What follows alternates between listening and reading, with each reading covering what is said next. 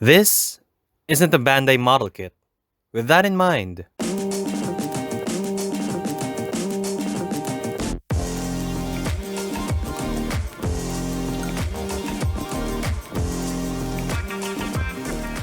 hello everyone.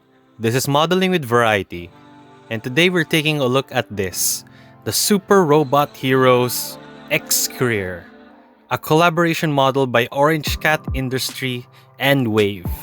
It's a pretty interesting model kit, so let's get right into it. Before we open the box, let's take a look around it, shall we?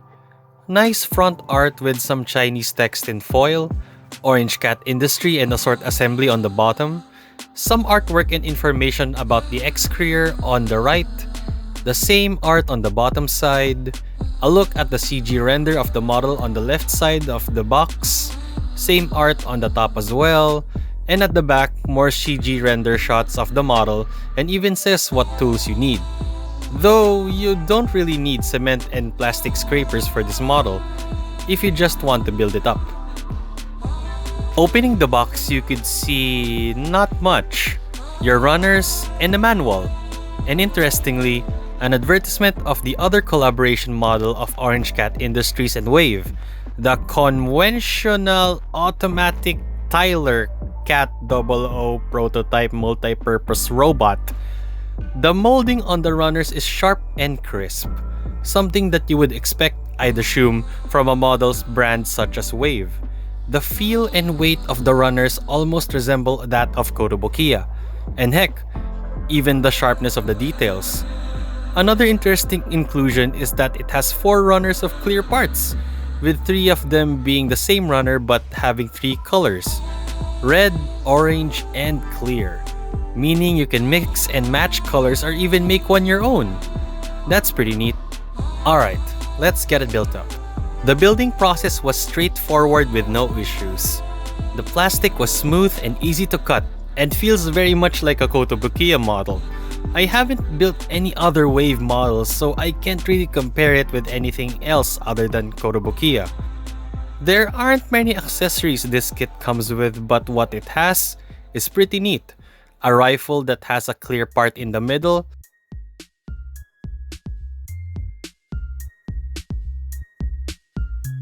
an arm-mounted shield that holds a clear blade part or a clear chainsaw part, and 2 kinds of beam saber, a rounded one a la Star Wars or a pointed one that's more in line with Japanese robots.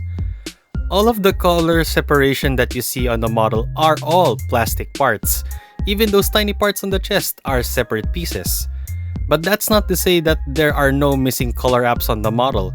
Far from it.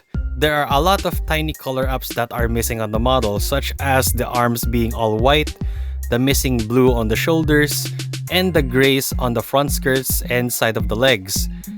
As for the stability of the kit, well, it just falls apart. The shoulders are barely in the torso.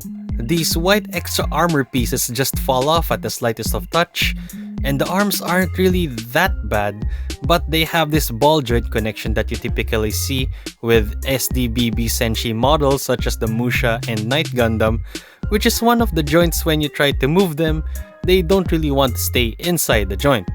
So compounding this all up, as you might have imagined, handling this thing isn't really stellar, and that translates well into the articulation.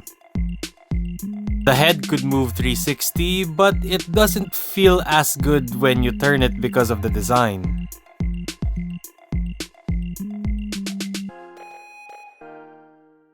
But there is a special type of joint that moves the head a little bit upward on the neck, but it doesn't really help, and again because of the design.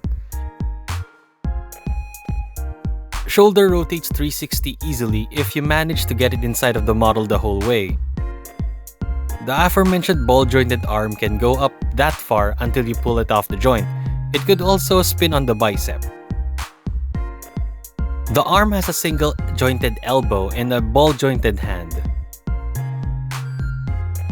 The torso is one solid piece, but you could rotate it at the bottom. The side skirts can move a little out of the way. Front skirts move upwards to make way for the legs. The legs move front that far, back that far, and out that far. It has a single jointed knee. The feet could move forward that far, back that far, and that's how much it could pivot. The backpack swings can swivel. I almost forgot about this piece that could move out of the way for the arm, and the back skirt could move that much. And done. To sum it all up, it's a great model kit. There are parts here and there that fall off easily, but the thing is, this is an SD model kit. It's not supposed to have great articulation. It would be nice out of the box, sure, but it doesn't have to be. There are some seam lines, but considering that this is an SD model kit with this much part separation is, in my opinion, at least totally forgivable. And if you could get it at $20 to $30, it would even be better. So yeah, that's about it. If you have comments, questions, or suggestions, leave those down below. And subscribe if you haven't. Thanks for watching.